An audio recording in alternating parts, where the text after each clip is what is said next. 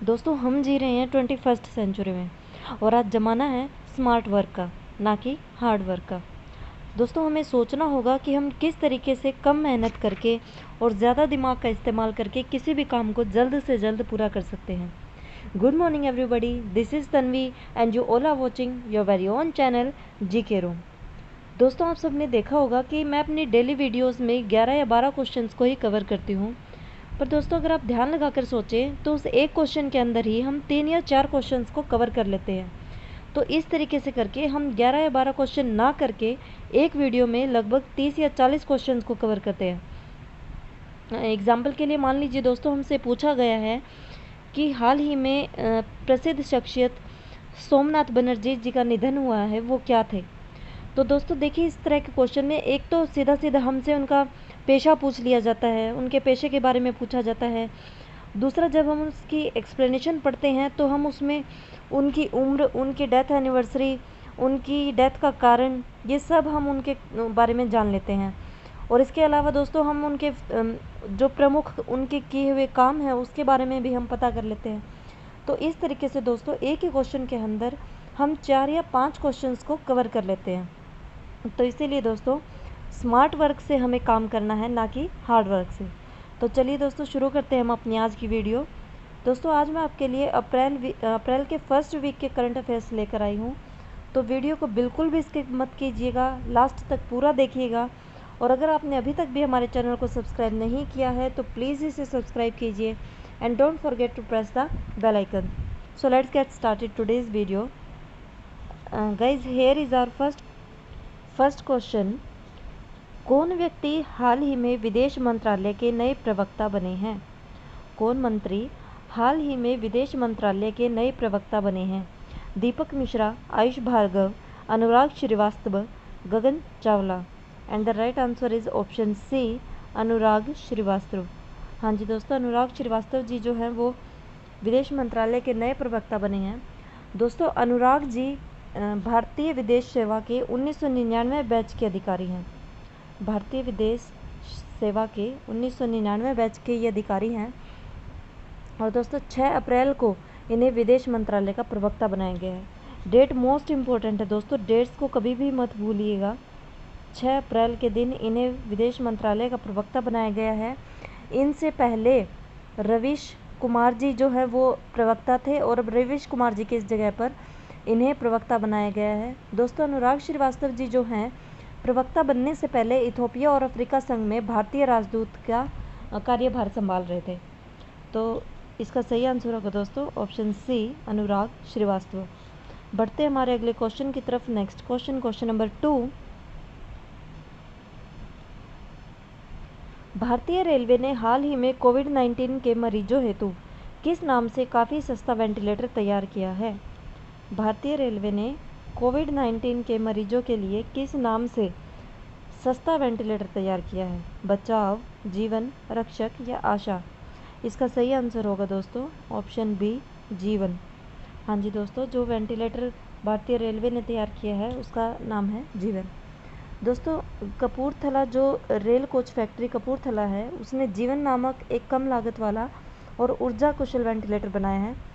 दोस्तों क्योंकि अभी तक जितने भी वेंटिलेटर्स हैं वो बहुत ज़्यादा कॉस्टली हैं और रेलवे ने ये जो वेंटिलेटर बनाया है वो दूसरे वेंटिलेटर्स के कंपैरिजन में बहुत चीप है और इसीलिए उनके कॉस्टली होने की वजह से ही इस चीप वेंटिलेटर का निर्माण किया गया है। तो इसका सही आंसर होगा दोस्तों ऑप्शन बी, जीवन। Next question number 3। हाल ही में प्रसिद्ध व्यक्तित्व महमूद जिब्रिल का निधन हुआ है, वो किस देश के पूर्व प्रधानमंत्री थे?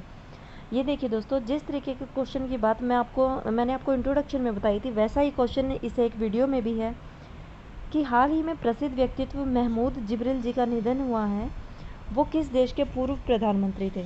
Libya, Indonesia, Qatar, Israel. तो इसका सही आंसर होगा दोस्तों ऑप्शन ए, लीबिया। वो लीबिया के पूर्व प्रधानमंत्री थे। तो ये देखिए दोस्तों, एक तो हमें पता चला कि लीबिया के जो पूर्व प्रधानमंत्री थे उनका नाम महमूद जिब्रिल था। दूसरा, हमें पता चलता है कि अब उनका निधन हो चुका है और अभी हम जानेंगे दोस्तों कि उनका निधन कब और किस वजह से हुआ है। दोस्तों जो लीबिया के पूर्व प्रधानमंत्री थे महमूद जिब्रिल जी, 7 अप्रैल को कोरोना वायरस की वजह से उनका निधन हो गया। हाँ जी दोस्तों, 7 अप्रैल को 68 ईयर्स की एज में कोरोना वायरस की वजह से उनका निधन हुआ है। और दोस्तों वो राष्ट्रीय बलों के गठबंधन के संस्थापक थे और लीबिया की विद्रोही सरकार के पूर्व प्रमुख थे, जिन्होंने 2011 में देश के लंबे समय तक शासन कर रहे मुअम्मर गद्दाफी को उखाड़ फेंका था। और दोस्तों 2012 में वे लीबिया का पहला मुक्त चुनाव कराने तक अंतरिम नेता थे। तो ये देखिए दोस्तों, एक ही क्वेश्चन के अंदर हमें कितनी सारी बातें जानने को मिली हैं कि महमूद जिब्रिल जी जो हैं वो लीबिया के पूर्व प्रधानमंत्री थे। 7 अप्रैल को 68 वर्ष की उम्र में कोरोना वायरस की वजह से उनका निधन हुआ है और वो राष्ट्रीय बलों के गठबंधन के संस्थापक थे। वो लीबिया की विद्रोही सरकार के पूर्व प्रमुख थे और 2011 में उन्होंने मुअम्मर गद्दाफी को हराया था। और दोस्तों इसी के साथ साथ 2012 में लीबिया का पहला मुक्त चुनाव कराने तक वही अंतरिम नेता भी थे। तो इसका सही आंसर होगा दोस्तों ऑप्शन ए, लीबिया। बढ़ते हैं हमारे अगले क्वेश्चन की तरफ। Next question number 4। कौन व्यक्ति हाल ही में आईटी उद्योग की संस्था नास्कॉम के अध्यक्ष नियुक्त किए गए हैं? आईटी उद्योग की संस्था नास्कॉम के अध्यक्ष आलोक तोमर, वर्षा पाठक, नरेंद्र त्रिवेदी, प्रवीण राव। इसका सही आंसर होगा दोस्तों ऑप्शन डी, प्रवीण राव। दोस्तों 6 अप्रैल को आईटी उद्योग की संस्था नास्कॉम ने इन्फोसिस के सीईओ यूबी प्रवीण राव को 2020-21 के लिए अपना अध्यक्ष नियुक्त किया है। इनका पूरा नाम है दोस्तों यूबी प्रवीण राव। हाँ जी दोस्तों, 6 अप्रैल के दिन इनको नास्कॉम का अध्यक्ष नियुक्त किया गया है। और दोस्तों ये जो है वो इन्फोसिस के सीईओ हैं और इनके अलावा रेखा मेनन जी को उपाध्यक्ष नियुक्त किया गया है। और दोस्तों ये जो नियुक्तियां हुई हैं उनकी घोषणा नास्कॉम की कार्यकारी बैठक में हुई थी। और दोस्तों लॉकडाउन की वजह से ये जो बैठक है वो वीडियो कॉन्फ्रेंस के माध्यम से की गई थी। तो इसका सही आंसर होगा दोस्तों option D, Praveen Rao. Next question number 5। हाल ही में प्रसिद्ध व्यक्तित्व एम.के. अर्जुन का निधन हुआ है, वो क्या थे?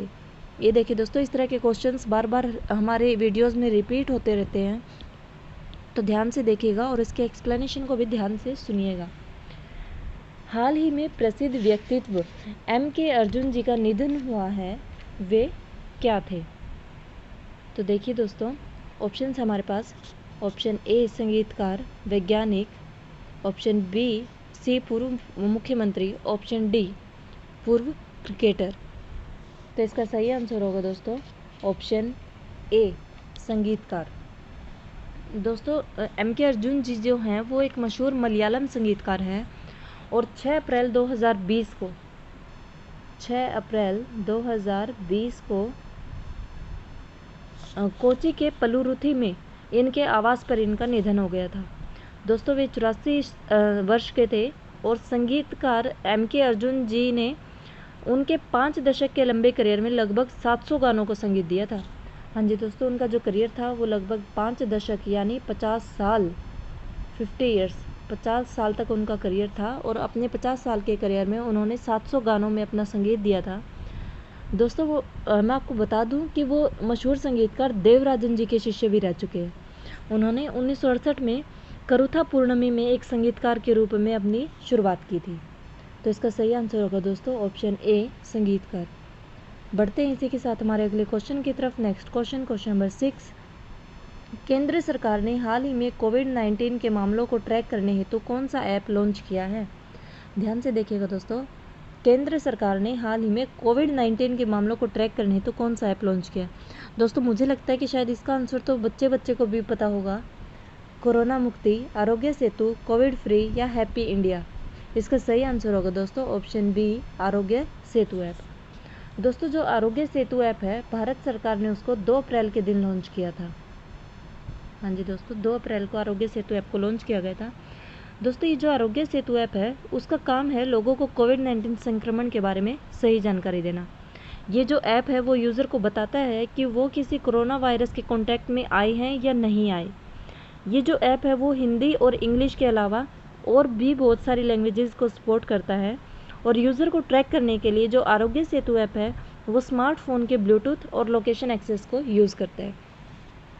दोस्तों जब ये ऐप लॉन्च की गई थी तो इसके पीछे जो एम था वो कोरोना वायरस की रोकथाम था। तो दोस्तों इस ऐप ने एक नया मुकाम हासिल किया और लॉन्चिंग के 13 दिन के अंदर अंदर इस ऐप के यूज़र्स की जो संख्या थी वो 5 करोड़ को पार कर चुकी थी। हाँ जी दोस्तों, ये जो ऐप है वो अपने आप में एक मिसाल बन गई थी और लॉन्च के 13 दिन के अंदर अंदर इसके यूज़र्स की जो संख्या है वो एकदम से 5 करोड़ हो चुकी थी। Next question number 7। हाल ही में हुई घोषणा के अनुसार किस देश को एशियाई युवा खेल 2021 की मेज़बानी मिली है? हाल ही में हुई घोषणा के अनुसार किस देश को एशियाई युवा खेल 2021 की, ये याद रखिएगा दोस्तों, एशियाई युवा खेल 2021 की मेज़बानी मिली है? जापान, भारत, चीन या ऑस्ट्रेलिया? इसका सही जवाब होगा दोस्तों ऑप्शन सी, चीन। हाँ जी दोस्तों, चीन जो कोरोना का सेंटर है, कोरोना का केंद्र है, वहीं पर अगले साल नवंबर में तीसरे एशियाई युवा खेल होंगे। दोस्तों एशियाई ओलंपिक परिषद ने हाल ही में इसकी घोषणा की है और ओसीए ने 20 से 28 नवंबर के बीच इन खेलों को करवाने की घोषणा की है, फैसला किया है। तो इसका सही आंसर होगा दोस्तों ऑप्शन सी, चीन। बढ़ते हैं हमारे अगले क्वेश्चन की तरफ। Next question number 8। हाल ही में क्रिकेट के डकवर्थ लुईस नियम के जनक का निधन हुआ है, जिनका नाम है? दोस्तों हमें बताना है कि जो डकवर्थ लुईस नियम है उसे किसने बनाया था? हाल ही में क्रिकेट के डकवर्थ लुईस नियम, जिसे हम डीएलएस के नाम से भी जानते हैं, उसके जनक का निधन हुआ है, उनका नाम क्या है? Tom Moody, Tony Lewis, John Ferrado, Wells Charles? And the right answer is option B, Tony Lewis. दोस्तों जो डकवर्थ लुईस मेथड है यानी डीएलएस, उससे अंतर्राष्ट्रीय क्रिकेट में एक बहुत बड़ा बदलाव आया था। दोस्तों आपने देखा होगा कि कभी कभी बारिश आने की वजह से मैच रुक जाता है, बीच में ही बंद हो जाता है। तो ऐसे मैचों का नतीजा निकालने के लिए डीएलएस मेथड बहुत हेल्पफुल था। इसी मेथड को बनाने वाले यानी इस मेथड के एक जनक टोनी लुईस का 2 अप्रैल को, ये डेट दोस्तों मैं आपको बार बार बोलती रहती हूँ कि डेट याद रखिएगा, 2 अप्रैल को 78 ईयर्स की एज में टोनी लुईस जी का निधन हुआ है। दोस्तों 1997 में टोनी लुईस ने अपने एक मैथमेटिशियन दोस्त, जिसका नाम था फ्रैंक डकवर्थ, उसके साथ मिलकर इस नियम को बनाया था और 1999 में आईसीसी ने इसे आधिकारिक रूप से अपना लिया था। 1997 में इसे बनाया गया था और 1999 में आईसीसी ने इसे अपनाया था। तो इसका सही आंसर होगा दोस्तों ऑप्शन बी, टोनी लुईस। चलते हैं हमारे नेक्स्ट क्वेश्चन की तरफ। Next question number 9। हाल ही में भारत में फंसे विदेशी पर्यटकों की सहायता हेतु कौन सा पोर्टल शुरू किया गया है? हाल ही में भारत में फंसे विदेशी पर्यटकों की सहायता हेतु कौन सा पोर्टल शुरू किया गया है? Freedom in India, standard in India, stay in India, fly in India? And the right answer is option B, standard in India. दोस्तों पर्यटन मंत्रालय ने हाल ही में भारत के विभिन्न हिस्सों में फंसे विदेशी पर्यटकों की सहायता के लिए स्टैंडर्ड इन इंडिया पोर्टल की शुरुआत की है। क्योंकि दोस्तों कोरोना की वजह से जब लॉकडाउन हुआ तो लॉकडाउन के चलते बहुत सारे विदेशी नागरिक जो हैं वो भारत में ही फंस कर रह गए थे। तो उन्हीं की सहायता करने के लिए पर्यटन मंत्रालय ने स्टैंडर्ड इन इंडिया पोर्टल की शुरुआत की। चलते हैं हमारे अगले क्वेश्चन की तरफ। Next question number 10। ओडिशा स्थापना दिवस हर वर्ष मनाया जाता है। दोस्तों हमें बताना है कि जो ओडिशा का स्थापना दिवस है वो कब मनाया जाता है? 1 अप्रैल को, 3 अप्रैल को, 31 मार्च को या 30 मार्च को? तो इसका सही आंसर होगा दोस्तों ऑप्शन ए, 1 अप्रैल को। दोस्तों 1 अप्रैल को हर साल ओडिशा का स्थापना दिवस मनाया जाता है क्योंकि 1 अप्रैल 1936 को ओडिशा को एक स्वतंत्र प्रदेश के रूप में स्थापित किया गया था। हाँ जी दोस्तों, 1 अप्रैल 1936 के दिन ओडिशा को एक स्वतंत्र राज्य का, एक स्वतंत्र प्रदेश का दर्जा मिला था। और दोस्तों ओडिशा को बहुत सारे पुराने नामों से भी जाना जाता है, जैसे कलिंग, उत्कल और उद्र। अगर दोस्तों हम इसकी मुख्यता की बात करें तो इसकी मुख्यता है कि भगवान जगन्नाथ की भूमि के लिए ओडिशा सर्व प्रसिद्ध है। हाँ जी दोस्तों, इसका सही आंसर होगा ऑप्शन ए, 1 अप्रैल। बढ़ते हैं हमारे अगले क्वेश्चन की तरफ। Next question number 11। आरबीआई का स्थापना दिवस इनमें से किस दिन मनाया जाता है? दोस्तों जो रिजर्व बैंक ऑफ इंडिया है उसकी स्थापना कब हुई थी? 1 अप्रैल, 5 अप्रैल, 3 अप्रैल या 4 अप्रैल को? तो तो इसका सही आंसर होगा दोस्तों 1 अप्रैल को। ध्यान दीजिए दोस्तों, 1 अप्रैल के दिन ही उड़ीसा का स्थापना दिवस मनाया जाता है और 1 अप्रैल के दिन ही आरबीआई की भी स्थापना हुई थी।